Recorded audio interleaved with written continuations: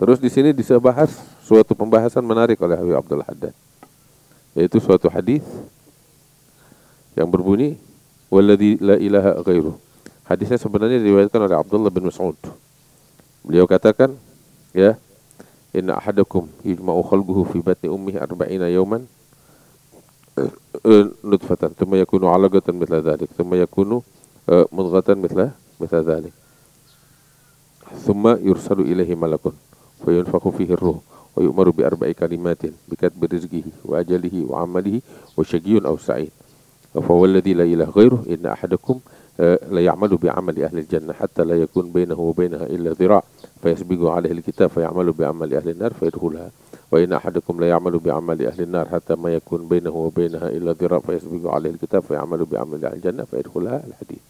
Nabi SAW bilang, itu setiap orang dari kalian diciptakan di dalam perut ibunya itu berupa sperma selama 40 hari. Kemudian proses setelah 40 hari hingga berubah menjadi alaqah, sesuatu yang melekat pada rahim ibunya. Dia selama 40 hari. Terus proses sampai berubah menjadi segumpal daging. 40 hari dia membentuk dan membentuk sampai menjadi bentuk manusia sempurna. Saat itu dititipkan kepadanya ruh oleh Allah Ta'ala. Allah kirim malaikat untuk meniupkan ruh. Setelah ditiupkan ruh baru jantung berdetak. Ya, kehidupan mulai mengalir dalam tubuhnya. Ya, saat itu dicatat. Diperintahkan untuk dicatat tentang apa? Rezekinya. Rezekinya. Berapa banyak, apa aja, itu lengkap detail. Amal perbuatannya di dunia, apa yang akan dia lakukan, semuanya udah dicatat. Ajalnya, sampai kapan dia hidup, semuanya udah dicatat. Terus, syaqiyyun aw sa'id. Syaqi artinya dia orang neraka, atau sa'id dia orang surga. Itu udah dicatat, 4 perkara ini. Dari sejak di perut ibu. Kita nih semua. Anda tanya, ada yang punya contekannya enggak? Enggak ada. Ada yang punya bocoran? Enggak ada. Sama sekali. Enggak ada. Makanya Nabi bilang, hati-hati, lu jangan sombong. Berapa banyak demi Allah seseorang katanya dia beramal amalan orang sorga, artinya ketaatan. Nabi bilangnya amalan orang sorga. Sampai itu saking hebatnya amalan dia tuh, seakan-akan antara dia dengan sorga cuma sejengkal doang, tinggal masuk doang. Saking hebatnya ketaatannya. Tapi ternyata dalam perut ibunya dia udah stempel orang neraka. Maka bakal datang satu masa dia akan beramal amalan orang neraka hingga dia masuk ke dalam neraka gara-gara amal neraka yang dia lakukan. Dan sebaliknya, ada orang-orang ya bikin maksiat habis-habisan, amalannya orang neraka, sehingga seakan-akan dia dengan amal neraka cuma sejengkal doang. Tinggal sejengkal doang.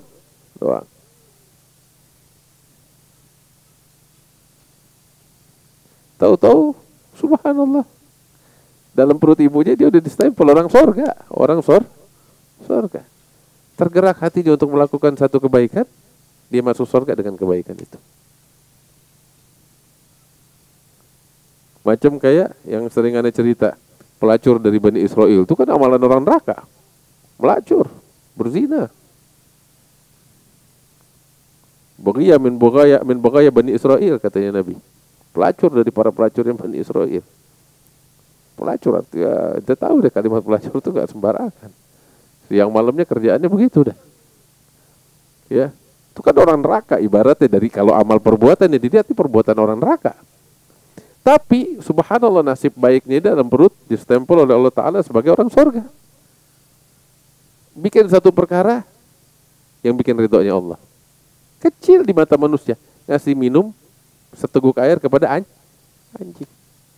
Berkat itu Allah ampunin dosanya, Allah gerakkan dia untuk bertobat, Allah masukin dia ke dalam surga.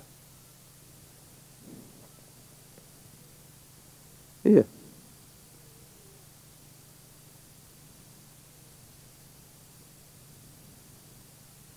Allah. Makanya jangan pernah kita nyombongin diri atas orang lain. Kita nggak pernah tahu bagaimana dia. Ente nggak 24 jam ngamerain dia. Enggak. Benar. Kita nggak pernah tahu orang. Jangan pernah kita sombongin diri kita di atas orang lain. Mau kayak bagaimana itu bejat. Nasihat, amar ma'ruf nahi mungkar boleh, tetapi kita vonis orang gak punya hak, bukan ranah kita. Ada beberapa orang menganggap ini hadis ya, kalau kayak begitu Beb, kalau semuanya amal perbuatan udah dicatat, rezeki dicatat, surga neraka udah dicatat, ya udahlah. Mau ngapain kita siapa? Udah tentukan juga sama Allah. Ada beberapa orang memakai hadis ini untuk itu. Biar lu tahu. Ini hadis nih membuat para aulia yang ahli ibadah ketakutan. Iya kan? Ini para aulia nih ahli ibadah pada ketakutan. Tadi kita dengar Hasan bin Shalih Al-Bahr ibadahnya bagaimana. Dia itu ketakutan luar biasa dengan ibadah macam begitu. Dia takut ditutup su'ul khatimah. Itu ahli ibadah ketakutan. Bagaimana seharusnya orang yang tukang maksiat? Seharusnya lebih takut dong. Iya kan? Orang yang ahli ibadah aja ketakutan. Apalagi orang yang tukang maksiat. Terus satu lagi penting. Kalau ente baca hadisnya, nggak serta-merta Allah ceburin orang ke surga, ke neraka. Nggak serta-merta begitu. Kalau ente jeli baca hadisnya, ente bakal dapetin. Orang yang beramal amalan ketaatan, amalan orang surga sampai seakan antara dia dengan surga sejengkal, kok masuk neraka gara-gara apa? Apakah serta-merta Allah masukin aja ke neraka? Enggak. Ente lihat sambungannya. Fayasbigu alaihil kitab faya'amal bi'amali ahlin nar. Tuh. Ketentuan udah menentukan dia sebagai orang neraka. Nggak main langsung masuk neraka. Ya, ada sebabnya. Dia bikin satu perbuatan kemaksiatan. Tuh. Itu sebabnya. Ya. Artinya di sini Allah nggak mengabaikan sebab. Sebabnya neraka adalah kemaksiatan. Ketika dia lakukan itu, dia terjerumus dan neraka. Maka itu orang yang seumur hidupnya jauh dari maksiat, baik maksiat zahir dan batin, biasanya husnul khatimah. Sebab nggak ada celah untuk masuk neraka. Apa? Allah bukan sosok yang zalim. Allah bukan sosok yang zalim. Allah Maha Adil. Ketika dia semasa hidupnya sungguh-sungguh di dalam ketaatan, Allah bakal ganjar dia.